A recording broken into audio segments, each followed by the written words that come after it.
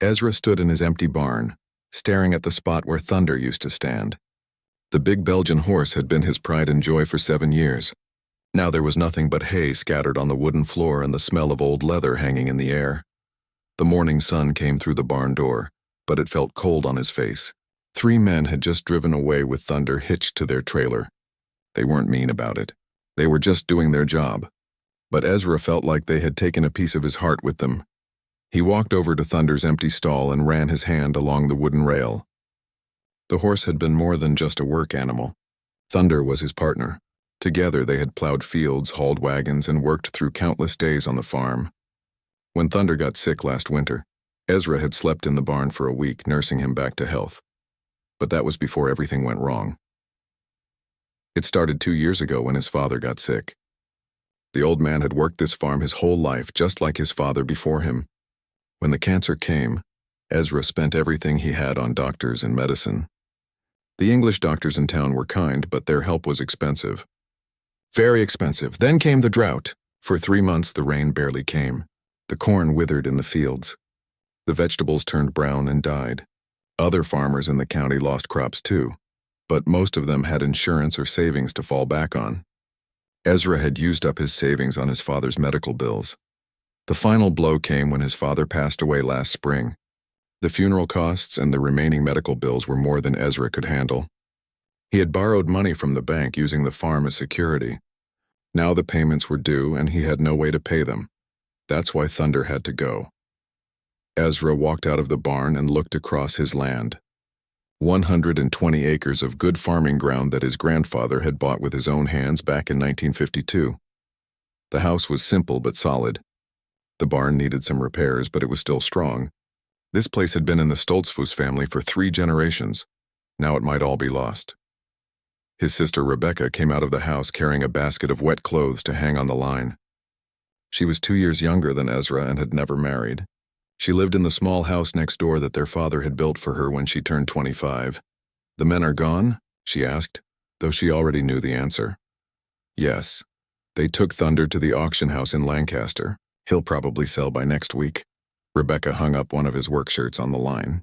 Her hands moved quickly, the way they always did when she was upset. "How much did they give you for him?" $800. "It's not near enough to catch up on the loan payments, but it'll buy me some time." "And how will you work the fields without a horse?" Ezra didn't answer because he didn't have a good answer. A man couldn't farm this much land by hand. He needed a horse or a mule at least. But good work animals cost money he didn't have. The neighbors had been talking, of course. In their small community, everyone knew everyone else's business. Some folks felt sorry for Ezra.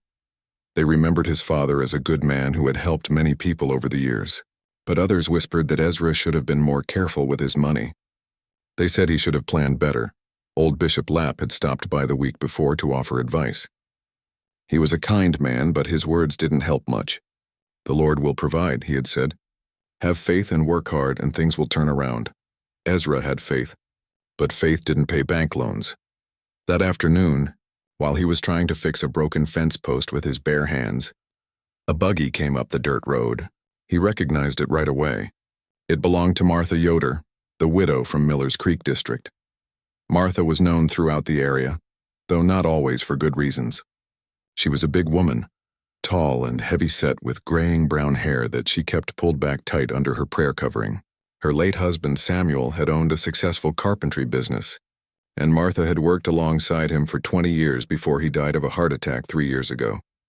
Since Samuel's death, Martha had run the business herself. She was smart with money and tough in her dealings. Some people respected her for keeping the business going. Others thought she was too bold for a woman, too willing to speak her mind and make decisions that men usually made. What everyone agreed on was that Martha Yoder was lonely. At 45, she was still young enough to remarry, but finding a husband wasn't easy. Amish men her age were usually already married. The few widowers around were either much older or had their eyes on younger women who could give them more children. Martha climbed down from her buggy with a small wooden box in her hands. She walked over to where Ezra was working, her black dress swishing around her ankles. "Good afternoon, Ezra. I heard about Thunder. I'm sorry for your loss." "Thank you, Martha. He was a good horse." She set the box down on a fence post and looked around the farm. Her eyes were sharp, taking in everything. The house that needed paint. The barn with loose boards. The fields that should have been planted by now but weren't because he had no horse to pull the plow. I heard you're having some difficulties. Ezra felt his face grow warm. He didn't like talking about his problems, especially with someone like Martha, who had money and property. But lying wouldn't help anything. Things have been hard since Pa died. The medical bills and the funeral costs took everything I had saved, and now you can't work your fields. I'm looking at buying a mule, maybe. Something cheaper than a horse but strong enough to pull a plow. Martha nodded. She opened the wooden box and pulled out what looked like legal papers. I have a proposition for you, Ezra. It might sound strange at first, but I want you to hear me out. She unfolded the papers and showed them to him. They looked like business documents with lots of small writing that was hard to read. I've been thinking about my situation since Samuel died. Running the carpentry business is getting harder for me. Not the work itself. I can still cut wood and build furniture as well as any man. But dealing with customers, traveling to job sites, managing the money side of things, it would be easier if I had a husband to help. Ezra wasn't sure where this was going, but he nodded for her to continue. At the same time, you need help to save your farm.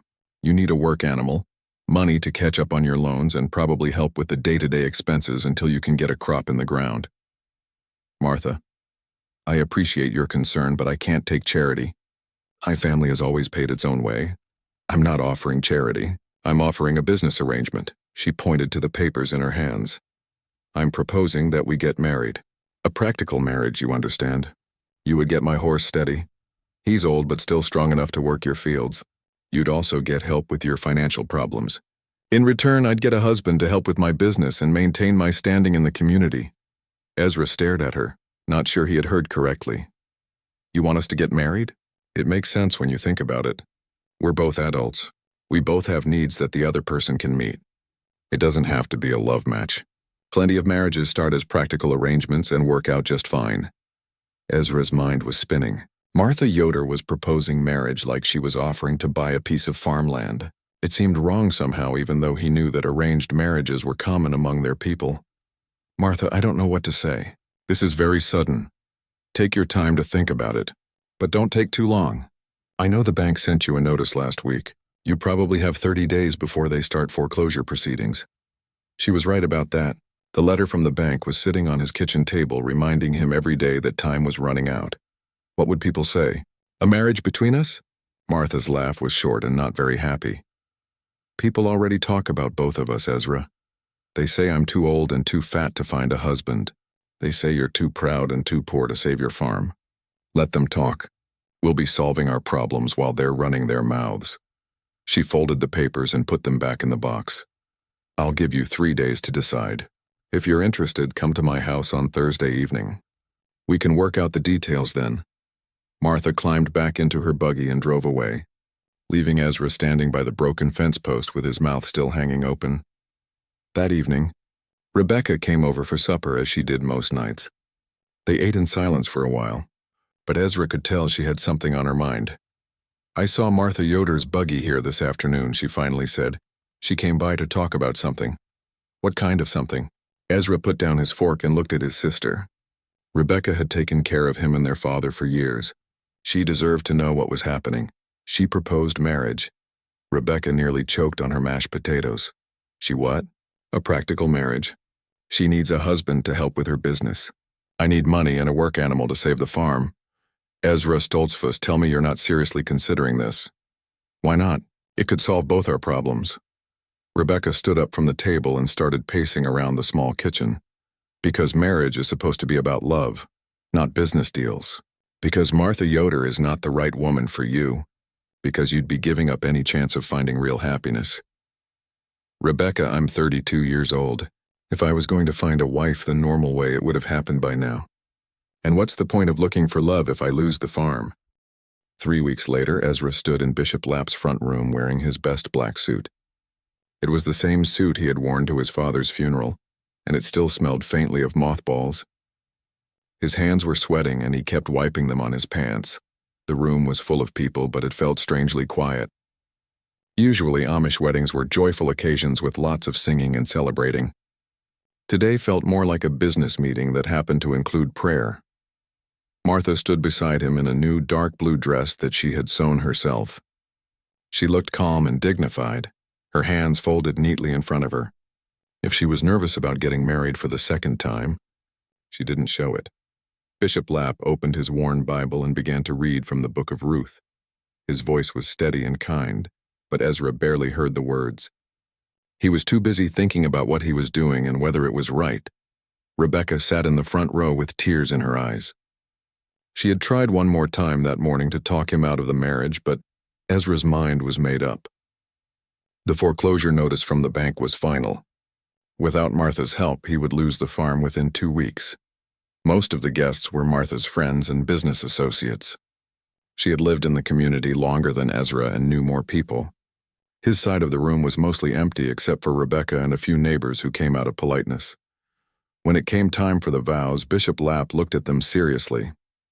"Marriage is a sacred bond," he said.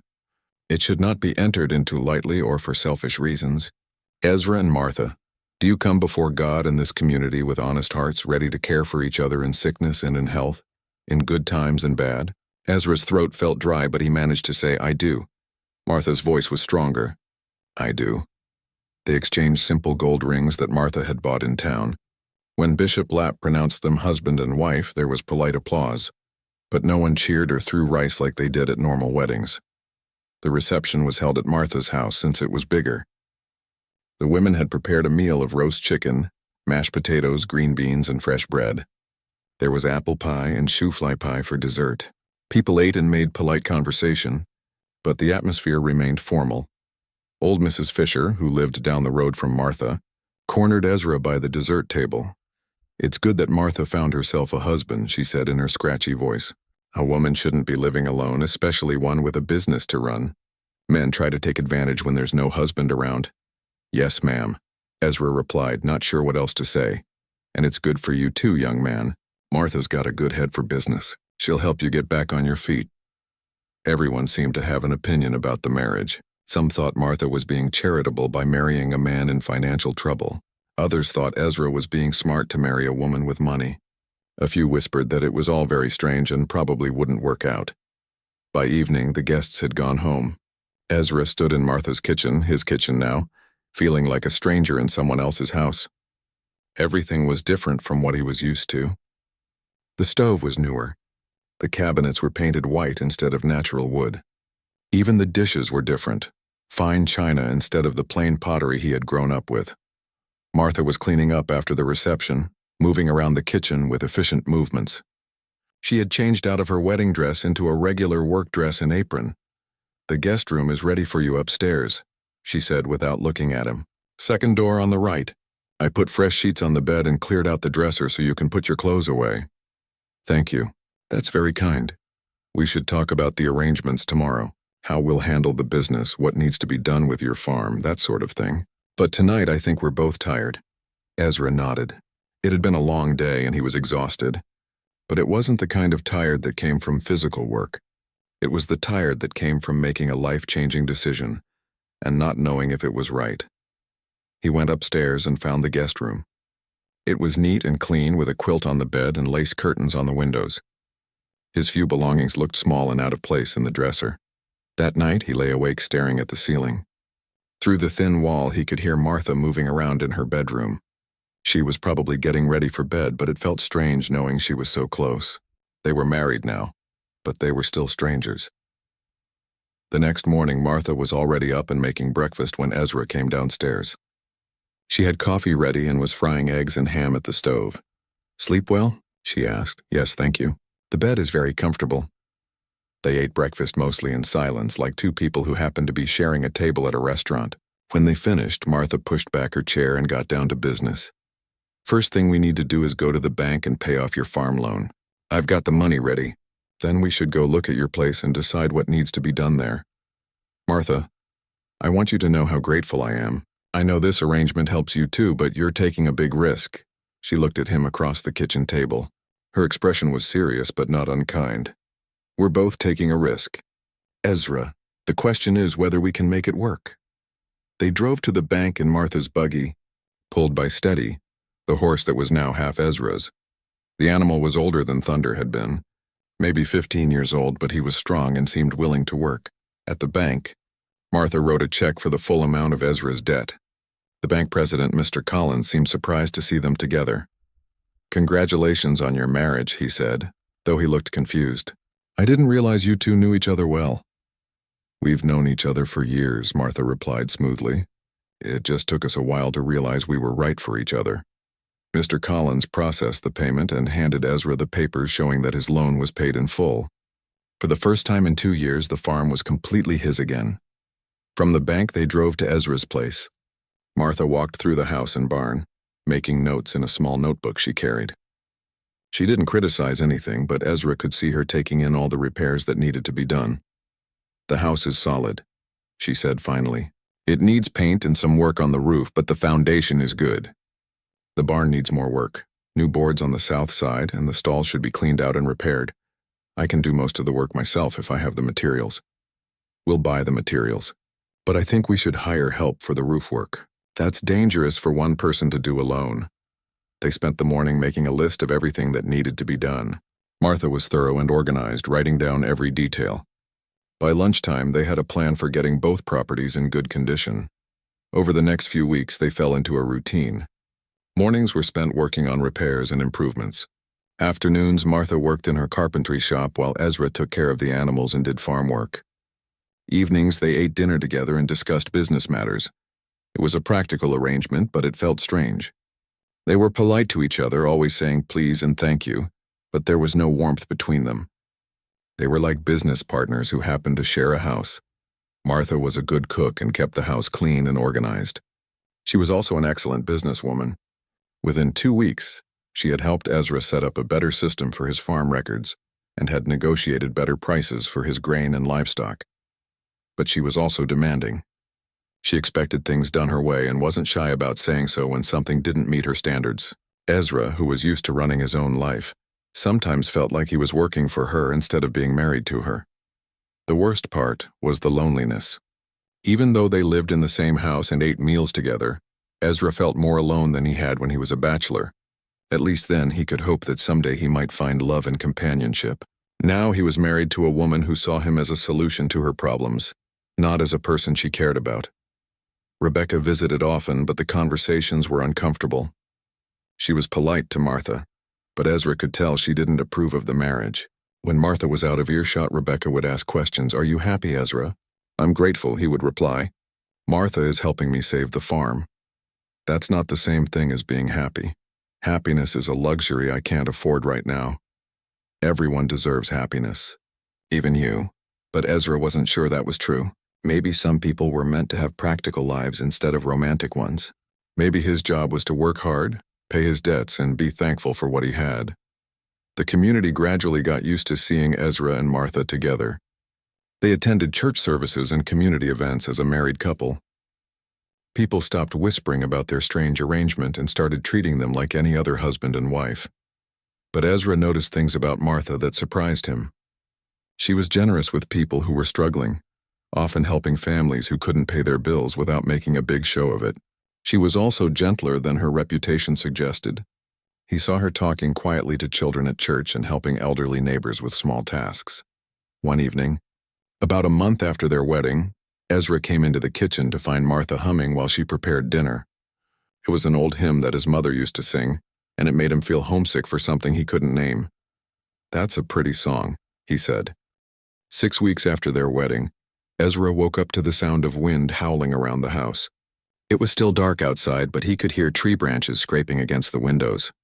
The storm that the weather radio had been predicting for 2 days had finally arrived. By dawn, the wind was roaring like a freight train. Ezra looked out the kitchen window while Martha made coffee and saw their neighbor's laundry blowing across the fields. Trash cans were rolling down the road, and the big oak tree in the front yard was bending so far over that its branches nearly touched the ground. "This is going to be a bad one," Martha said, joining him at the window. "I hope everyone had sense enough to get their animals inside." They spent the morning listening to the storm rage outside. The electricity went out around 10 o'clock, but Martha had oil lamps and candles ready. She was always prepared for emergencies. Around noon, the wind got even stronger and they heard a loud crack followed by a tremendous crash. Something big just came down, Ezra said, reaching for his coat. You're not going out in this weather, Martha said firmly. Whatever it is can wait until the storm passes. But Ezra was already putting on his boots. If it's the barn roof, the animals could be in danger. I have to check. Martha grabbed her own coat from the hook by the door. Then I'm coming with you. Martha, no. It's too dangerous. It's my property too now. If something's wrong, I want to know about it. They stepped outside into chaos. The wind was so strong it nearly knocked them down. Rain was falling sideways, stinging their faces like needles. They had to hold on to each other to keep from being blown over as they made their way toward the barn. What they found made Ezra's heart sink. A huge maple tree had fallen across the barn roof, crushing it like an eggshell. Water was pouring through the hole and he could hear the animals inside making distressed sounds. We have to get them out, he shouted over the wind. The barn door was stuck, probably warped from the water. Ezra put his shoulder against it, but it wouldn't budge. Martha appeared beside him with a crowbar from the tool shed. Here, use this. Together they pried the door open. Inside, the scene was even worse than Ezra had feared. The tree had smashed through the roof directly over the horse stalls. Steady was unhurt but terrified, dancing nervously in his stall. The 2 milk cows were safe in the other section, but water was flooding the barn floor, and debris was scattered everywhere.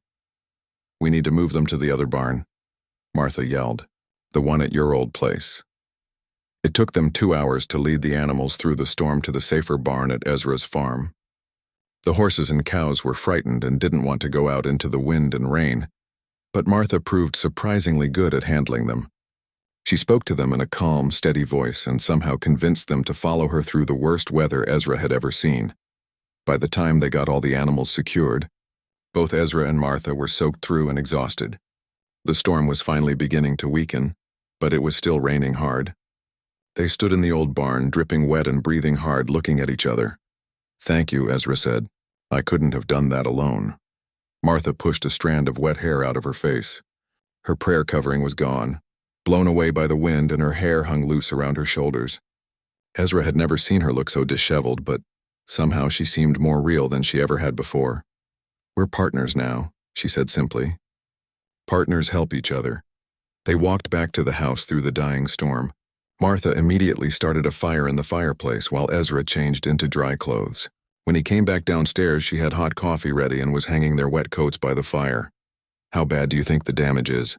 He asked. Bad enough. The roof will have to be completely replaced and we'll need to clear out all that debris. The tree is too big to move without help. We'll have to hire men with proper equipment. Ezra sat down heavily in his chair. Just when things were starting to improve, another disaster had struck. The cost of repairs would eat up most of the money Martha had put aside for farm improvements. I'm sorry, Martha. I know this wasn't what you bargained for when you married me. She looked at him with surprise. What do you mean? All these problems. First the debt, now the storm damage. You thought you were getting a partner to help with your business, but instead you got someone who just brings you more troubles. Martha set down her coffee cup and looked at him seriously. Ezra, do you think I didn't know there would be problems? Do you think I expected everything to be easy just because we got married? I don't know what you expected. I expected exactly what happened today. 2 people working together to solve problems. That's what marriage is. Facing whatever comes and dealing with it together. She got up and started preparing lunch, moving around the kitchen with her usual efficiency. But something was different about her manner. She seemed less formal, more relaxed. When Samuel and I were first married, we had problems too. Big ones. The first winter, we nearly went broke because he had taken on a job that was too big for him to finish alone. We had to borrow money from my father just to buy food. What did you do? I learned carpentry. Samuel taught me how to use the tools, and I worked alongside him every day until we caught up. People in the community thought it was scandalous, a young woman working in a man's trade. But we didn't care what people thought. We cared about saving our business. She put a plate of sandwiches on the table and sat down across from him. The point is, we figured it out together, and that's what made our marriage strong, not the easy times, but the hard times when we had to depend on each other. That afternoon, they went back to assess the storm damage in better light. It was worse than they had first thought. Besides the crushed barn roof, the storm had damaged fences, blown over a storage shed, and flooded the lower fields where Martha grew vegetables for the local market. But instead of being discouraged, Martha seemed energized by the challenge. She walked around with her notebook, making lists and sketching plans. By evening, she had a complete repair schedule worked out. "We'll start with the barn roof," she explained, showing Ezra her drawings. "I know a crew in Lancaster who can remove the tree and do the structural repairs.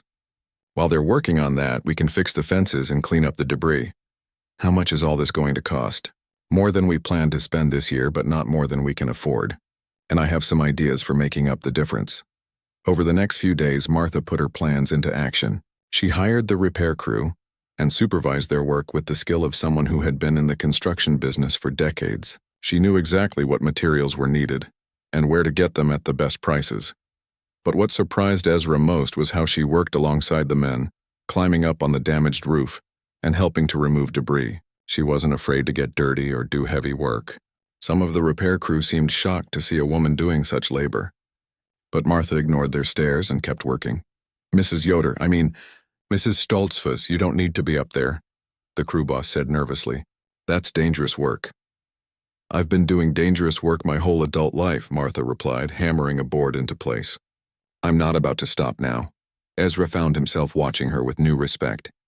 He had known she was tough and capable, but seeing her in action was different. She wasn't just giving orders. She was working harder than anyone else. On the third day of repairs, while they were taking a break for lunch, one of the workers made a comment that changed everything. "You're lucky to have found yourself such a good woman," the man said to Ezra. "Not many wives would climb up on a roof to help fix storm damage." "She's remarkable," Ezra agreed. "My wife thinks I'm crazy for working construction at my age," when the man continued. "She wants me to retire and sit on the porch all day. But you're Martha. She's right up there working beside you like a real partner."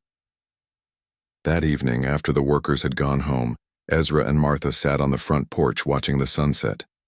The barn roof was nearly finished, and most of the storm debris had been cleared away. They were both tired but satisfied with the progress. "You know," Ezra said carefully, "I've been thinking about what Joe Wilson said today, about us being partners. What about it? When we got married, I thought I understood what that meant. But I didn't really. I thought it was just about dividing up responsibilities and helping each other with practical things." Martha nodded. "That's what I thought too at first. But today, watching you work on that roof, risking your safety to help save our barn, that's not just practical cooperation, that's something deeper." They sat in comfortable silence for a while, listening to the evening sounds of birds and insects. The air was clean and fresh after the storm, and the sky was painted with pink and orange clouds. "Samuel used to say that trust isn't something you feel," Martha said finally. "It's something you do. You show trust by your actions, not your words." "What do you mean?" "Today you trusted me to help with dangerous work instead of trying to protect me from it. And I trusted you to accept my help instead of being too proud to admit you needed it." Ezra thought about that. She was right. If someone had told him 6 weeks ago that he would let his wife climb on a storm-damaged roof to help with repairs, he would have said they were crazy. But when the crisis came, it had felt natural to work together. Autumn came early that year, painting the maple trees bright red and gold by the middle of September. Ezra had always loved this season, but this year it felt special in a way he couldn't quite explain. Maybe it was because the farm was finally prospering again, or maybe it was because of the changes he saw in his marriage to Martha. The storm damage had been completely repaired by late August, and the new barn roof was even better than the old one. But more importantly, something had shifted between him and Martha during those difficult days of cleanup and reconstruction. They had started talking to each other more, sharing their thoughts and opinions instead of just discussing business matters. Martha had proven herself to be not just a capable businesswoman, but a true partner in every sense of the word. She had ideas for improving the farm that Ezra never would have thought of himself. Together they had set up a small stand at the Saturday farmers market in town, selling Martha's preserves and baked goods alongside vegetables from their garden. The stand was becoming popular with English customers who loved Martha's apple butter and homemade bread. She had a natural talent for talking to people and making them feel welcome, even the tourists who sometimes asked silly questions about Amish life. "How do you make your bread taste so good without using electricity?" a woman from Philadelphia had asked the previous Saturday. "The same way my grandmother did," Martha had replied with a smile. Good ingredients, careful attention, and love for the people who will eat it. Ezra had watched from behind the vegetable display, impressed by Martha's patience and kindness. She never seemed to get tired of explaining their way of life to curious strangers. At home, they had settled into routines that felt natural and comfortable.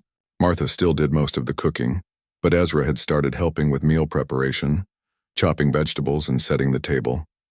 In return, Martha had taken over some of the heavier farm work, particularly anything involving the carpentry skills she had learned from her first husband. They ate their meals together now, really together, talking about their day and making plans for the future. Martha told him stories about customers at the farmer's market, and Ezra shared his observations about the animals and the changing seasons. One evening in early October, while they were canning the last of the summer tomatoes, Martha brought up a subject they had been dancing around for weeks. Ezra, "I've been thinking about the sleeping arrangements." Ezra nearly dropped the jar he was holding. They had never directly discussed the fact that he was still sleeping in the guest room, even though their relationship had clearly become more than just a business partnership. What about them? Well, people in the community are starting to notice. Mrs. Fisher asked me last Sunday why you were hanging your laundry on the guest room line instead of in the main bedroom. Ezra felt his face turn red. He hadn't thought about how their living arrangements might look to others. "I don't want people to think that our marriage isn't real." Martha set down the tomato she had been peeling and looked at him thoughtfully. "But it is real, isn't it? It feels real to me now. More real than I expected it to when we first married." "It feels real to me, too." They worked in silence for a few minutes, both thinking about what they had just admitted to each other. "There's something else," Martha said finally. "Something I haven't told you about Samuel and me." Ezra waited for her to continue. "We didn't love each other when we first got married either. Oh, we thought we did, the way young people do. But real love, the kind that lasts through hard times and grows stronger over the years, that came later. Much later. How much later? About 3 years. We had been married 3 years when Samuel got hurt in the workshop, cut his hand badly on a saw blade. I took care of him for 2 weeks, and during that time we really talked to each other for the first time. About our dreams, our fears, what we wanted from life. That's when I realized I had fallen in love with the man I had married, not just the idea of being married." Martha wiped her hands on her apron and sat down at the kitchen table. "What I'm trying to say is, I think I'm falling in love with you too. Ezra. Not the desperate farmer I married to solve a problem, but the kind, hard-working, honest man I've gotten to know over these past months." Ezra's heart was pounding so hard he was sure Martha could hear it. "I've been feeling the same way," he said quietly. "I look forward to coming home to you every day. I enjoy talking with you and working beside you. When I see you laughing with customers at the market, it makes me proud to be your husband." They looked at each other across the kitchen table, both a little scared but hopeful. "So what do we do now?" Martha asked. "I think we take it slow and see what develops. We don't have to rush into anything just because we're married on paper." "I agree, but maybe you could move into the main bedroom. For appearances, if nothing else. Are you sure you're comfortable with that?" "I'm sure. We can figure out the rest as we go along." That weekend, Ezra moved his belongings from the guest room to the large bedroom that Martha had shared with Samuel. She had redecorated it since her first husband's death, replacing the heavy dark furniture with lighter pieces and hanging new curtains at the windows. "I wanted it to feel like ours, not like Samuel's room that you were borrowing," she explained. The first few nights were awkward, both of them being careful to stay on their own sides of the large bed, but gradually they relaxed. They started talking in the dark before falling asleep, sharing thoughts and memories they had never told anyone else. Martha told him about her childhood as the oldest of 7 children, how she had learned to cook and manage a household by the time she was 12. She talked about meeting Samuel when she was 17, how shy and nervous they had both been on their wedding day. Ezra shared his own memories, growing up as an only son with the weight of expectations on his shoulders, his fears about living up to his father's legacy, his loneliness during the years when it seemed like he would never find a wife. "I used to watch couples at church and wonder what was wrong with me," he admitted one night. "Why other men seemed to find it so easy to court and marry, while I could barely work up the courage to speak to a woman." "There was nothing wrong with you," Martha said softly. You just needed to find the right woman at the right time. Do you think that's what happened? That we found each other at the right time? I think we found each other when we both needed someone, and we've been growing into love ever since." As October progressed, their physical relationship also began to develop naturally. It started with small things. Martha touching Ezra's hand when she passed him something at the dinner table, Ezra putting his arm around her shoulders when they sat on the porch in the evenings. The first time Ezra kissed his wife, they were working together in the garden, harvesting the last of the winter squash before the first frost. Martha had dirt on her cheek, and when Ezra reached over to brush it away, something sparked between them. The kiss was gentle and tentative, but it felt like a promise of more to come. "I've been wanting to do that for weeks," Ezra said afterward. "I've been hoping you would," Martha replied, smiling up at him. Their relationship was becoming something beautiful, but Ezra could sense that Martha was holding something back. Sometimes he would catch her looking at the large wooden chest that sat in the corner of their bedroom. It was the same chest she had brought with her when they married, and she had never opened it in his presence. One evening in late October, while Martha was visiting with Rebecca, Ezra found himself staring at the chest and wondering what secrets it held. Was it full of memories from her first marriage that she wasn't ready to share? Did it contain something that would help him understand the woman he was falling in love with? When Martha returned home, she found him sitting on the edge of the bed looking troubled. "What's wrong?" she asked. "I've been thinking about that chest," he said honestly.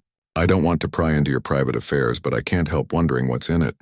Sometimes I feel like there's still a part of you that I don't know, and it makes me worry that we're not as close as I thought we were." Martha sat down beside him on the bed. She was quiet for a long moment, and Ezra began to worry that he had overstepped. "You're right," she said finally. "There is something I haven't shared with you. Something important. I've been waiting for the right time, but maybe the right time is now." She got up and walked to the chest, running her hands over its polished surface. "This chest contains the most precious things from my life with Samuel. His tools, his journals, some money we saved together, and his final letter to me." His final letter? He wrote it when he first got sick with heart problems before the attack that killed him. He made me promise not to read it until I was ready to love again. Martha's voice was shaking slightly, and Ezra could see that this was difficult for her. "I read the letter 3 months ago, just before I came to you with my marriage proposal." "What did it say?" Martha turned to face him, and there were tears in her eyes. "It said that if something happened to him, he wanted me to find happiness again. He said he had watched too many widows spend their lives mourning, and he didn't want that for me. He wanted me to find a good man who would appreciate my strengths and love me for who I am." The chest opened with a soft creak, releasing the scent of cedar and old memories. Inside, wrapped carefully in faded quilts, were Samuel's woodworking tools, chisels, planes, and saws that had been cared for with the devotion of a true craftsman. Each tool was clean and sharp, ready for use despite having been stored for 3 years. But it was the leather-bound journal lying on top that made Martha's breath catch. She lifted it out with trembling hands and opened to the first page, where Samuel's familiar handwriting filled the yellowed paper. "Would you like me to read it aloud?" she asked Ezra softly. He nodded, settling beside her on the bedroom floor as she began to read her late husband's words. "My dear Martha," the journal began, "if you are reading this, then God has called me home and left you to continue your journey without me. I hope you will not think me foolish for writing these thoughts, but I have been thinking much about love and marriage since the doctor told me about my heart." Martha's voice wavered slightly, but she continued. "When we married 22 years ago, I thought I knew what love was. I thought it was the excitement I felt when I saw you at the church social, or the way my heart raced when you agreed to let me court you. But now I understand that those feelings were just the beginning of love, not love itself." Ezra listened intently as Martha read about Samuel's journey from young infatuation to mature, lasting devotion. The man had been a philosopher as well as a carpenter, recording his observations about marriage with the same careful attention he gave to his woodwork. "Real love," Samuel had written, "grows slowly, like a tree. It needs deep roots in friendship, respect, and shared purpose. It needs the water of daily kindness and the sunshine of laughter. Most of all, it needs time to develop the strong trunk of trust that can weather any storm." Martha paused in her reading, looking at Ezra through tears that weren't entirely sad. "He understood," she whispered. Even back then, he understood what we've been learning together. Ezra reached over and touched her hand. What else did he say? Martha turned the page and continued reading. If something happens to me, I pray that you will not spend the rest of your life alone. You have so much love to give, Martha, and so much wisdom to share. The right man would be blessed to have you as his partner in life. The journal went on to describe Samuel's hopes for Martha's future happiness. He had even left specific instructions about his tools and savings, wanting them to be used to help Martha and her future husband build a prosperous life together. I have watched too many widows waste away in grief, Samuel had written. That would break my heart worse than any disease ever could. Promise me, my dear wife, that you will open your heart to love again when the time is right. At the bottom of the page, in different ink, was a note that Samuel had added later. Martha, I have been thinking about the kind of man who would make you happy. Look for someone who appreciates your strength instead of trying to diminish it. Look for a man who will work beside you as an equal partner, not above you as a master. Most importantly, look for someone who sees your true worth, not just what you can do for him. Such a man exists, and when you find him, you will know. Trust your heart, but also trust your mind. Both must agree before you commit yourself again. All my love, Samuel. When Martha finished reading, they sat in silence for several minutes, both overwhelmed by Samuel's wisdom and generosity. Finally, Ezra spoke. He loved you very much. Yes, he did. And I loved him. But Ezra, what Samuel wrote about the kind of man who would make me happy. He was describing you. How can you be sure?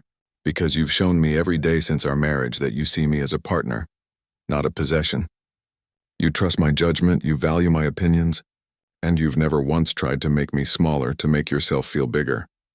Martha closed the journal and reached deeper into the chest, pulling out a small wooden box.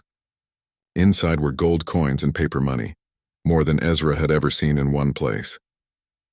This was our life savings, Martha explained. Samuel wanted it to go toward building a new life with my second husband. He said money should be used to create happiness, not hoarded out of fear. But it was what lay at the bottom of the chest that moved Ezra most deeply. Wrapped in a piece of Martha's wedding dress from her first marriage was a small wooden figure of a man and woman standing together, their hands intertwined. The carving was exquisite, showing Samuel's skill as a craftsman. He made this for our 10th anniversary, Martha said, lifting the carving carefully. He said it represented how we had grown together, two separate people becoming one strong partnership. She turned the carving over, and Ezra saw that Samuel had carved words into the base. Love is not just finding the right person, but becoming the right person for each other. Martha, Ezra said quietly, I understand now why you waited so long to open this chest. You needed to be sure that I was the right person, and that we were becoming right for each other. Yes. And I needed to be sure that I was ready to honor Samuel's memory by living fully again, not just surviving. Martha set the carving on the dresser where they could both see it. In the lamplight, the two wooden figures seemed to glow with warmth. Samuel believed that love could be chosen as much as felt, she continued. He thought that if two good people committed to treating each other with kindness and respect, love would grow naturally between them. Is that what's happening to us? I think so. These past months working together, talking together, learning to trust each other. I think we've been choosing love without even realizing it. Ezra looked around their bedroom, at Samuel's tools that would now help him learn a new skill, at the money that had already saved his farm, at the carved figures that represented the kind of marriage he hoped to build with Martha. I have something to confess, he said. When I first agreed to marry you, I thought I was just solving a practical problem. I didn't believe I deserved real love or happiness. I thought those things were for other people, not for me. What changed your mind? You did. Every day you showed me what I could be if I stopped being afraid and started trying to be worthy of someone as remarkable as you. Martha smiled, the kind of smile that transformed her whole face and made her beautiful in a way that had nothing to do with physical appearance. You want to know a secret? She said. When I first proposed to you, I told myself it was just a practical arrangement too. But deep down, I think I was hoping it would become more. Samuel taught me what love could be like, and I wasn't ready to give up on finding it again. And have you found it? Instead of answering with words, Martha leaned over and kissed him. It was different from their previous kisses, deeper, more certain, filled with the promise of a lifetime together. When they broke apart, She rested her forehead against his. I love you, Ezra Stoltzfus. Not because you solved my problems or because I solved yours, but because of who you are. Because you're kind and hardworking and honest. Because you make me laugh and you listen when I talk. Because you see me as a whole person, not just a useful helper. I love you too, Martha. More than I thought possible.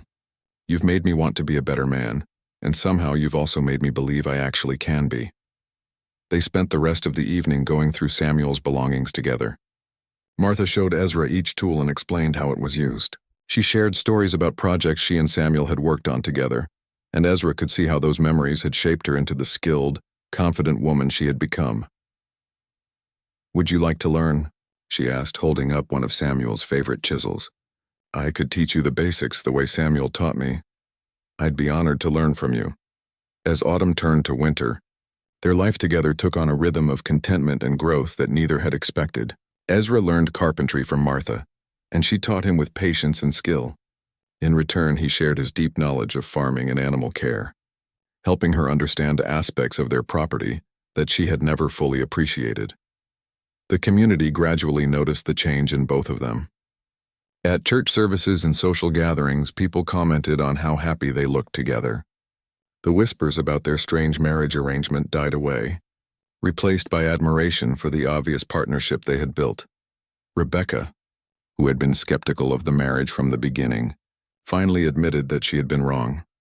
I thought you were making a terrible mistake, she told Ezra one Sunday after church. But seeing you two together now, you look like people who truly love each other. We do, Ezra said simply. It just took us a while to figure it out. Samuel would be pleased, Martha added. He always said that love was too precious to waste on doubt and fear. Spring came early the following year, and with it, new plans and dreams.